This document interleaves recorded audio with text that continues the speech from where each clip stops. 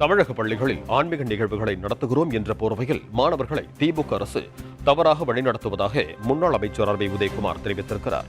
சோழவந்தானில் செய்தியாளர்களை சந்தித்த அவர், ஒரு தனிநபர் ஒட்டுமொத்த மாணவர் சமுதாயத்தையே திசை திருப்பும் நிகழ்வை நாம் பார்க்க முடிகிறது எனவும், அரசு பள்ளி யாருடைய கட்டுப்பாட்டில் உள்ளது என்றும் கேள்வி எழுப்பினார்.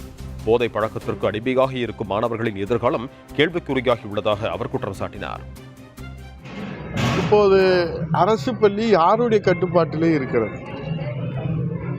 ஒரு தனிநபர் ஒட்டுமொத்த மாணவ சமுதாயத்தையே இன்றைக்கு திசை திருப்புகிற ஒரு நிலையை நாம் பார்க்கிற போது, கல்வியிலே தன்னம்பிக்கை என்கிற நிலையிலே மாணவர்களை குழப்புகிற, மாணவர்களுடைய எதிர்காலத்திலே இன்றைக்கு கேள்விக்குறி ஆக்கியிருக்கிற ஒரு நிலையை நாம் பார்த்து தமிழ்நாடே பதறி போயிருக்கிறது. இது உலகத்திற்கு தெரிந்த ஒன்று. தெரியாமல் என்ன நடக்கிறதோ, இது வெளியே வந்ததுனால இது தெரிஞ்சிருக்குது, இதை விவாதிக்கிறோம்.